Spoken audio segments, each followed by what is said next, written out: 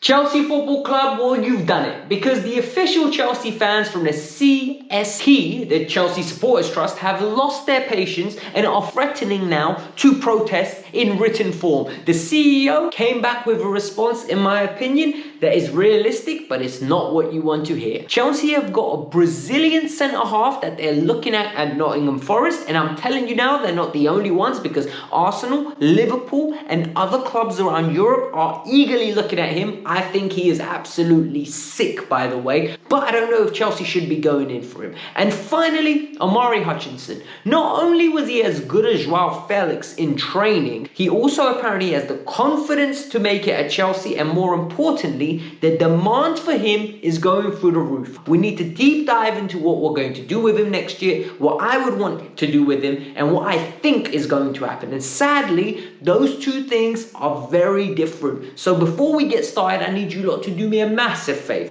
Number one, subscribe to the channel if you're new. It's the best way to support the channel. We are 21 people away from 33,000. That's actually wild for me that we made it this far. Secondly, if you're an existing follower or someone new, the simplest way you lot can support me, I just done a 14-hour shift. A 14-hour shift in front of a screen where I was calculating some numbers, and straight after I came here to do this video. What did I do? Hit that like button for me, because it's the easiest way to do it. But I'm going to give you guys the Chelsea news. I'm going to make sure that you guys get back-to-back days of videos. Let's do it. So, Chelsea Football Club have done it. Chelsea Football Club were taken over, and Todd Bowley and co came in. So Todd Bowley, Weiss, Igbali with the Clear Lake Investment Bank or investment institution, whatever they are. They've come in and reclaimed the club, right? From Roman Abramovich. They have decided to purchase it. And ever since then, they've been investing an awful lot of money. Saying that they're being cheap is something we cannot say. They've spent over £1 billion. Whether they've spent it correctly or incorrectly is up for discussion. However, we cannot say they've been cheap. But when somebody invests so much money, you need to realize, right? They are businessmen. They're going to want to reclaim this money eventually. They're going to want to make this business profitable eventually. So what has happened? Throughout this time, Chelsea haven't been good on the pitch. Like, there is no way to sugarcoat. We have been bloody horrible. Like, we have finished 11th. We're on track to finish 10th. Potentially, we could finish higher if we just somehow, in the last 11 games, go on a little run. And we can be positive and think, yes, we can do it. However, missing out on back-to-back years of European football could be detrimental. And what has happened since that point? Well, number one, the Chelsea Supporters Trust have now written a letter around about a month ago saying 3 things that have really stood out to them and that they do not appreciate that have occurred. Number one, no direct communication with the board. The communication with the board is non-existent. And you know what? When the Rain Group were flossing Chelsea out and everybody was, oh, these people will be discussing stuff with the fans and the fans will be at the heart of this and center of decision making. I told you guys, it's not going to happen that way. Purely based on the fact that when somebody buys the club, they feel like they own it. And fans are irrelevant in their eyes. And I don't care what anyone says. We are viewed as customers. We are customers that have brand loyalty. That's the way they talk about us. So I respect the CST for being annoyed with us. That's the first thing they flag. Secondly, there have been pledges that were made in the beginning that aren't being fulfilled. For example, excessive ticket prices raises. There was a list included for why the Chelsea fans are fuming. For example, the women's tickets are going up. The overall tickets are going up. X was going up. Y is going up. And there was a whole list of stuff. And finally, the big one, it's at this moment in time, they deem us to be a laughingstock. The fans think we are a laughingstock. And the way the fans are talking is absolutely factually correct. Where do you want to look? On the pitch, we're a laughing. That's what the fans are saying. I agree. In the transfer market, a lot of fans think we're a laughingstock. I actually think we're not a laughingstock, because I think a lot of the business that we've done is shrewd, and a lot of the business that we've done in a couple years' time, I think we are going to be looking at this and saying, you know what, we've been very good in the market. We were a bit harsh. And if you want me to give examples, Barayashile, goodbye. Enzo Fernandez, Caicedo, Lavia, Cole Palmer, Nicholas Jackson, Malo Gusto, These are all players that off the top of my head, I made a video on this the other day. The purchases I would redo, the purchases I wouldn't do. I'll include a link to that video later on at the end. You can go and watch that video. It literally tells you how the media and the location of our current status in the Premier League, how negatively it is viewing our business, when in reality, we are hitting on more signings than we're flopping on. Because the reality is no one gets 100% of signings correct. But what has really irritated the CST, the Chelsea Supporters Trust, is that response we got from the CEO. The CEO's response is absolutely disgusting, man. He basically said the reason why the prices have gone up is because of the necessity to keep up with rivals.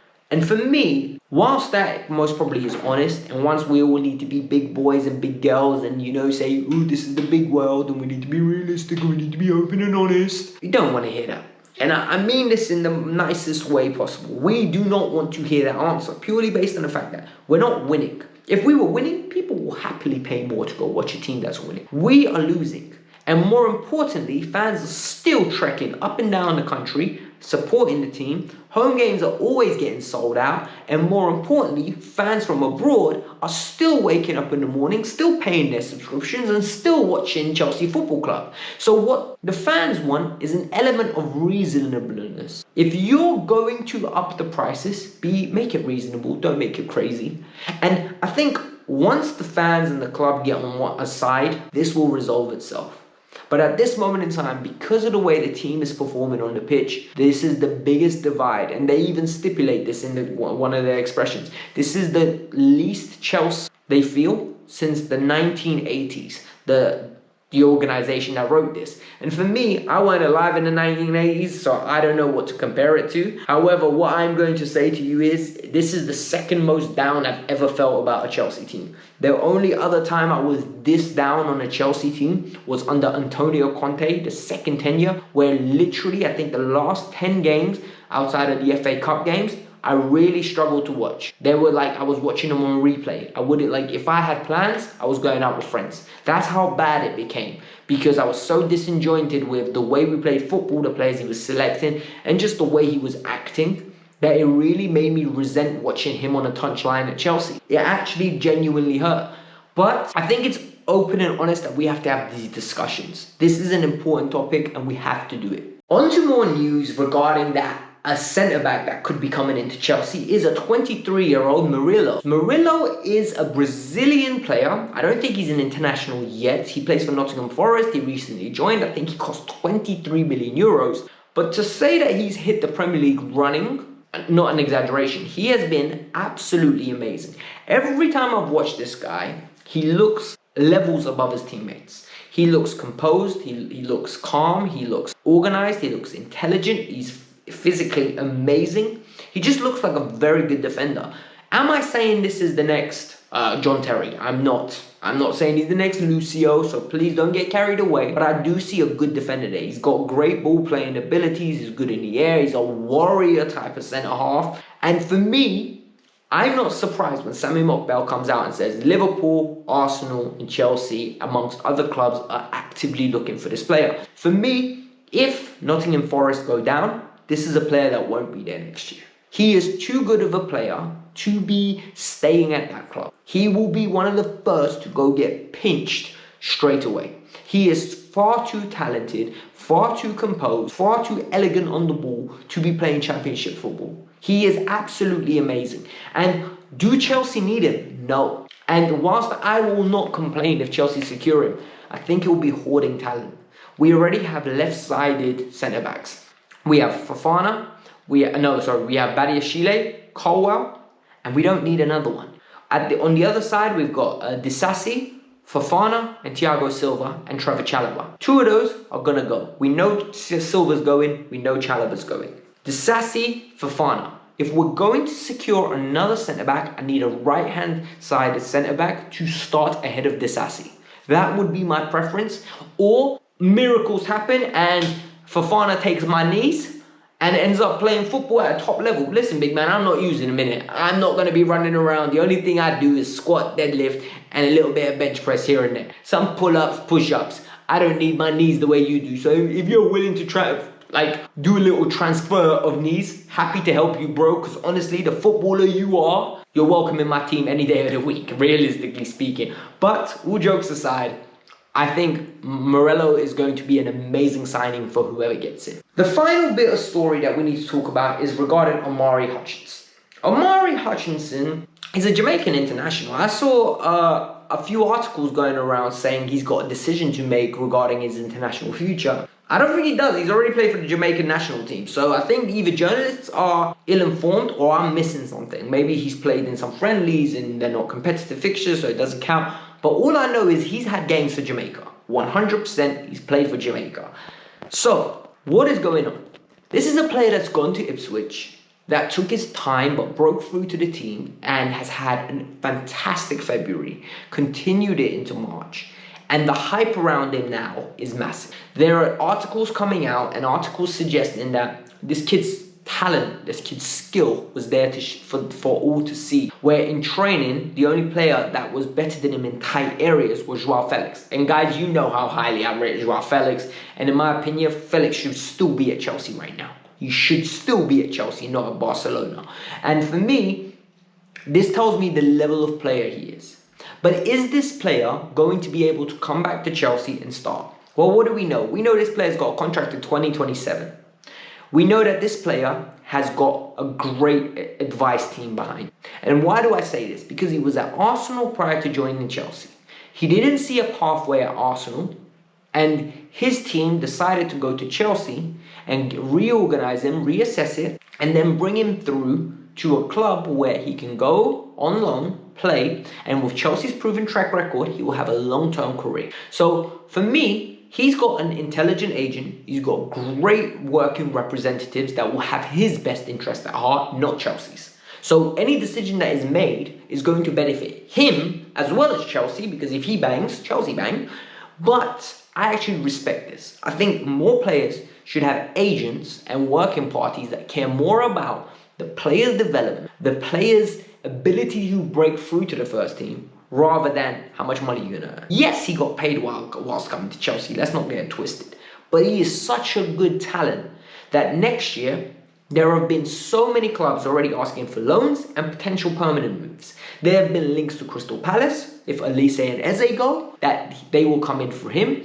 The reality is, Chelsea are gonna have to make a decision.